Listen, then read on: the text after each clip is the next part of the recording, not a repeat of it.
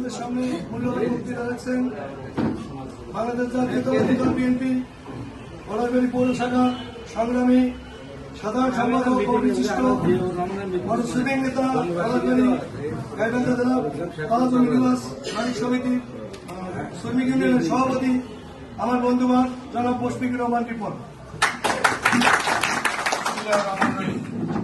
বাংলাদেশ জাতীয়তাবাদী দল বিএনপি পলাশবাড়ী পৌর শাখা কর্তৃক আয়োজিত আজকের এই শহীদ রাষ্ট্রপতি জিয়াউর রহমানের 89তম জন্মবার্ষিকী আলোচনা সভা ও দোয়া মাহফিলের সম্মানিত সভাপতি পলাশবাড়ী পৌর এমপি সভাপতি জনাব আবুল কালাম আজাদ আমাদের মাঝে উপস্থিত আছেন বাংলাদেশ জাতীয়তাবাদী দল বিএনপি পলাশবাড়ী পৌর শাখার সংগ্রামী সাংগঠনিক সম্পাদক পলাশবাড়ী মোটর পরিবহন শ্রমিক ইউনিয়নের সাধারণ সম্পাদক জনাব আব্দুল মোতালেব বকুল আমাদের মাঝে উপস্থিত আছেন বাংলাদেশ জাতীয়তাবাদী দল বিএনপি পলাশবাড়ী পৌর শাখার সংগ্রামী সাংগঠনিক সম্পাদক জনাব সাইফুল ইসলাম আমাদের মাঝে উপস্থিত আছেন বাংলাদেশ জাতীয়তাবাদী দল বিএনপি পলাশবাড়ী উপজেলা শাখার সাবেক সাংগঠনিক সম্পাদক সাবেক যুব নেতা জনাব সৈয়দ আবুল বাশার লিটন আমাদের মাঝে উপস্থিত আছেন পলাশবাড়ী পৌর বিএনপির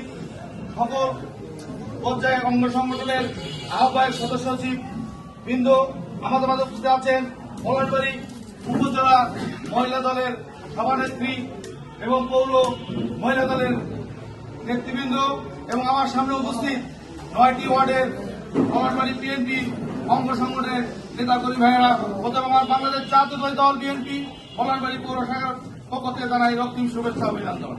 আমরা আজকে এখানে একত্রিত হয়েছি কার জন্য? শহীদ রাষ্ট্রপতি জিয়াউর রহমান 1936 সালের গাবতলী থানার বাগবাড়ি গ্রামে জন্মগ্রহণ করেন। ওনার পিতার নাম মনসুর আলী। ওনার পিতা ছিলেন একজন রসায়নবিদ। উনি কিন্তু ওনার পিতা একজন খুব সুনামধন্য রসায়নবিদ ছিলেন। আমরা তারই সন্তান শহীদ রাষ্ট্রপতি জিয়াউর রহমান আজকে যদি জন্মগ্রহণ না করতে আজকে আমরা এখানে কেউ বিএনপি করতে পারতাম না। আজকে এশিয়া মহাদেশের সর্বশ্রেষ্ঠ সংগঠন বাংলাদেশ জাতীয়তাবাদী দল বিএনপি। শহীদ রাষ্ট্রপতি জিয়াউর রহমান স্বাধীনতার ক্রান্তি লগ্নে যখন এই বাংলাদেশের কেউ হাল ধরার কেউ ছিল না, এই বাংলাদেশের স্বাধীনতা ঘোষণা করার কেউ ছিল না, তখন আমাদের নেতা একজন সেক্টর কমান্ডার হিসেবে একজন সৈনিক হিসেবে এদেশের স্বাধীনতা ঘোষণা করেন। সেই স্বাধীনতা ঘোষণার মাধ্যমে আজকে সারা বাংলাদেশের মানুষ, পূর্ব পাকিস্তানের মানুষ ঝাঁপিয়ে পড়ে বাংলাদেশকে একটি লাল সবুজের পতাকা ছিনিয়ে নিয়ে এসে দেন। আবার উনি কিন্তু সেই সময় পারতেন এই দেশকে উনি দেশের প্রধান হতে পারতেন, রাষ্ট্রপ্রধান হতে পারতেন, কিন্তু উনি রাষ্ট্রপতি না হয়ে দেশের দায়িত্ব না নিয়ে উনি আবার ব্র্যাকে ফিরে যান। এই দেশের যারা মেহনত শ্রমিক জনতার নেতা তাদের হাতে ক্ষমতা ছেড়ে দিয়ে তিনি ব্র্যাকে ফিরে যান। প্রিয় ভাইরা, আমাদের নেতা আর একটি ক্রান্তি লগ্নে আবার দেশের দায়িত্বভার নেন। 7 নভেম্বর সিপিআই জনতার যখন একটি অভ্যর্থন ঘটে তখন শহীদ রাষ্ট্রপতি জিয়াউর রহমানকে গ্রেপ্তার করা হয়। এই গ্রেপ্তারের মাধ্যমে সিপিআই জনতার মানুষ এবং ফৌজদার সেনাবাহিনীর লোকজন গণ অভ্যর্থন করে শহীদ রাষ্ট্রপতিকে নিয়ে এসে আমার এই দেশের দায়িত্বভার দেন।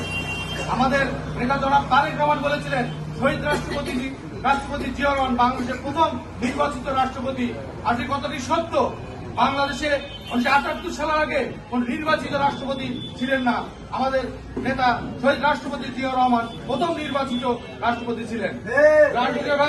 যেহেতু সময় সংকীর্ণ, আপনাদেরকে পলাশবাড়ী পৌর বিএনপি যারা এখানে অঙ্গ সংগঠন এবং আমাদের ওয়ার্ড পর্যায়ে মাঠ পর্যায়ের নেতাকর্মী আছেন, আপনাদেরকে আগামী দিনে আপনাদের যে কাজটি হচ্ছে, আমরা একটি জুলাই বিপ্লবের মাধ্যমে দেশ স্বাধীন করেছি। সেই স্বাধীনতার সুফল যদি আমরা নিতে চাই, সেই সুফল আমরা যদি ঘরে তুলতে চাই, আমাদের নেতা অধ্যাপক ডাক্তার মনিরুল হাসান সাদিককে আমাদেরকে এমপি বানাতে হবে। আমরা যদি মনে করি যদি আমরা এমপি বানাবো সাদিক সাহেবকে, মুখে মুখে বললাম, কিন্তু আসলে এমপি হতে পারবে না। আমাদেরকে গ্রাম পর্যায়ে কাজ করতে হবে। প্রতিটি গ্রামে আমাদের গ্রাম কমিটি করতে হবে, সেন্ট্রাল কমিটি করতে হবে। এটা আমি আমার ওয়ার্ড নেতাকে আমি বারবার বলেছি, আপনি কাজগুলো শুরু করুন। আমরা পৌর বিএনপি নেতৃবৃন্দ আপনাদের প্রতিটি গ্রাম কমিটিতে এবং সেন্ট্রাল কমিটিতে আমরা যাব।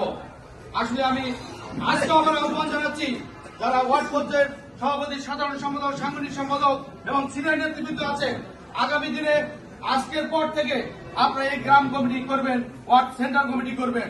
যদি আপনারা না করতে পারেন তাহলে আপনাদের দায়িত্ব আপনারা ছেড়ে দিন। ভয়ভীতি থাকেন, ভয় করেন, তাহলে এই দায়িত্ব ছেড়ে দিন। ছেড়ে দিয়ে আপনারা ওয়ার্ড কমিটি করুন, সেন্টার কমিটিগুলো করুন, গ্রাম কমিটিগুলো করুন। তাহলে আমরা এই আগামী দিনে আমাদের নেতা অধ্যাপক ডক্টর মনিরুল সাদিকের আমরা নির্বাচিত করতে পারবো। পাশাপাশি আমরা যদি পলাশবাড়িতে অধ্যাপক ডক্টর মনিরুল সাদিককে আমরা এমপি বানাতে পারি, আমরা আরো অনেক কিছু পাবো। সেটা হচ্ছে নির্বাচিত করতে পারলে আমরা আমাদের 9টি ওয়ার্ডের কাউন্সিলর আমরা নির্বাচিত করতে পারি। এবং আমাদের গত নির্বাচনে যখন পলাশবাড়ি প্রথম পৌরসভা নির্বাচন হয়, তখন আমাদের এই পৌরসভার হাল ধরার লোক ছিল না, কেউ নির্বাচন করার লোক ছিল না। আমাদের পৌর বিএনপি নেতা, পৌর বিএনপি সভাপতি আবুল কালাম আজাদ, উনি সেই সময় সাহস করে দাঁড়িয়েছিলেন যে আমি পৌর ভোট করব। আমি দেখেছি তখন আমরা এখানে অনেক লোককে পাইনি, অনেকজন আজকে পৌর মেয়র হতে চান, অনেক পৌর কাউন্সিলর হতে চান, কিন্তু আমরা সেদিন দেখেছি কেউ প্রার্থী হতে চান না। দুটি কয়েক লোক আমরা দেখেছি সাহস করে ভোট করেছিলেন। আমাদের সাংগঠনিক সম্পাদক আব্দুল মোতালেব, বকুল, সাইফুল আর আমি কাউকে দেখিনি ওয়ার্ড পর্যায়ে কেউ ওয়ার্ডে ওয়ার্ডে কাউন্সিলর নির্বাচন করান। আমি এজন্য আমার পৌর বিএনপি সভাপতি সহ 2 জন সাংগঠনিক সঙ্গে ধন্যবাদ জানাই। আমরা আগামী দিনে আমাদের পৌর বিএনপির নেতৃত্বে এবং আমাদের নেতা অধ্যাপক ডক্টর মনিরুল সাদিক এমপি নির্বাচিত হওয়ার পর আমরা আমাদের একক প্রার্থী পৌরসভার আবুল কালাম আজাদ